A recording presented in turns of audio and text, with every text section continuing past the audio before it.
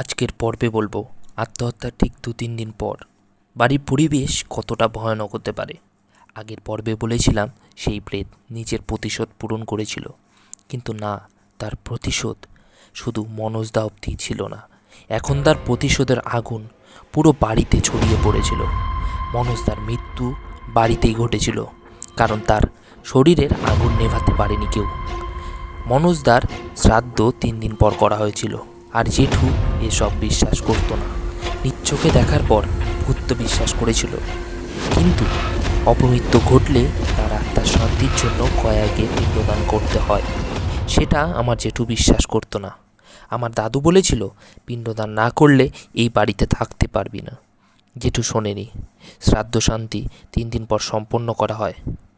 হিন্দু ধর্মমতে অপমৃত্যু হলে 3 দিনের মধ্যে শ্রাদ্ধ সম্পন্ন করা হয়, আর অস্থি নিয়ে গিয়ে প্রেত গয়ায় বিসর্জন দিতে হয়। না হলে সেই প্রেত বাড়ির চারপাশে ঘুরে বেড়াবে। জেঠু আর জেঠিমা পিণ্ডদান করেনি।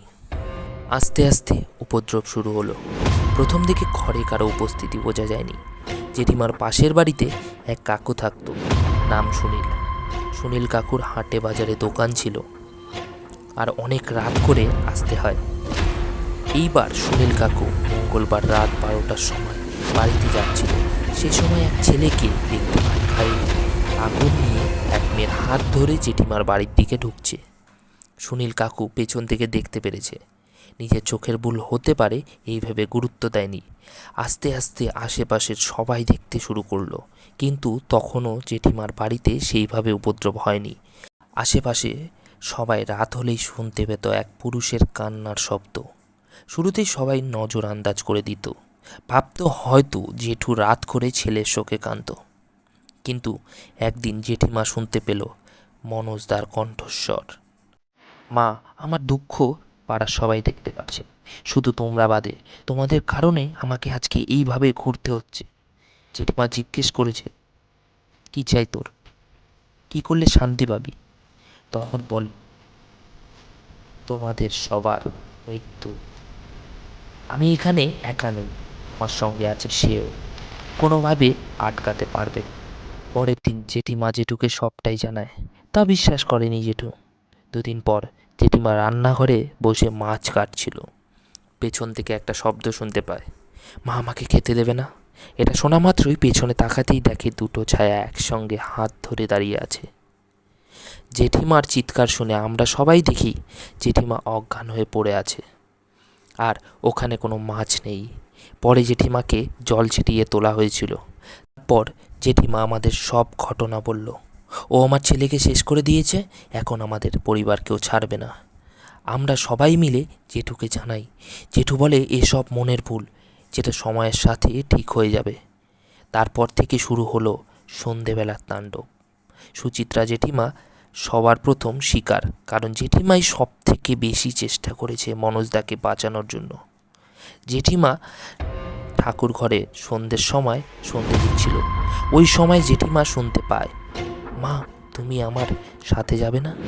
জেঠিমা ভয়ে কাঁপছিল আর বলছিল, আমি ঠাকুর ঘরে আছি, তুই কিছু করতে পারবি না। ওপার থেকে শব্দ আসে, এই বাড়িতে ঠাকুর নেই, সব ঠাকুরের এখন অসুচ, কারণ আমার আত্মহত্যার ফলেই এই বাড়ির ভিটে মাটি শ্মশানে পরিণত হয়েছে। ঠিক তখনই জেঠিমা ছুটে বাইরে চলে আসে, আর শাড়ির আঁচলে ছিল আগুন। জেঠিমা বারবার বলছিল আমাকে কাল রাতের মধ্যে মেরে ফেলবে। এই ভয়ে জেঠিমা মেয়ের বাড়িতে চলে যায়। আর দাদু রোজ বলতো পিণ্ডদান কর, কিন্তু তারা শোনেনি। জেঠিমা তো ছিল না, মেয়ের বাড়িতে চলে গিয়েছিল। আর প্রেত আত্মার প্রতিশোধ কতটা ভয়ঙ্কর ভেবে দেখো। সেই প্রেত জেঠিমার পেছন পেছন মেয়ের বাড়ি চলে যায়। রাত করে জেঠিমা ঘুমাতে পারতো না। শুনতে পেত, তুই যেখানেই চলে যা, আমি তোকে ছাড়বো না। আজকে তোকে মারবো এখানে আমি, আর তোর ছেলে মারবে তোর স্বামীকে। জেঠিমা সেই দিন শেষবার মেয়ের বাড়িতে ছিল। ঘর থেকে চিৎকারের শব্দ শোনা যাচ্ছিল, আমাকে মেরে ফেলবে। আর মেয়েকে বলছিল, তুই বাড়িতে যা, গিয়ে তোর বাবাকে অন্তত বাঁচা। এই বলা মাত্র আর ওই ঘর থেকে কোনো শব্দ শোনা যায়নি। আর মেয়ের বাড়িতে বাড়ির সামনেই ছিল। দিদি আমাদের সবাইকে ডাকে। ঘরে ঢুকে দেখি জেঠু ঘরে নেই। খুঁজতে খুঁজতে দেখা গেল যে জেঠু বাথরুমে। ওই কথাটা ভাবলে এখনও নিজেকে ঠিক করে রাখতে পারি না আমি। জেঠু পায়খানার প্যানের ভেতর উল্টোভাবে পড়ে আছে, অর্থাৎ মাথা ভেতরে পা ওপরে। এখন ওই বাড়ির আশেপাশে কেউ থাকে না। এখনও শোনা যায় মনোজদার কণ্ঠস্বর। আমরাও বাড়ি বিক্রি করে অন্য জায়গায় চলে এসেছি। দূরে চলে আসলেও এই ভয়ানক ঘটনা কখনোই ভোলা যাবে না। প্রতিশোধ কি কখনো এতটা ভয়ানক হতে পারে? কি মনে হয় আপনাদের কমেন্টে অবশ্যই জানাবেন।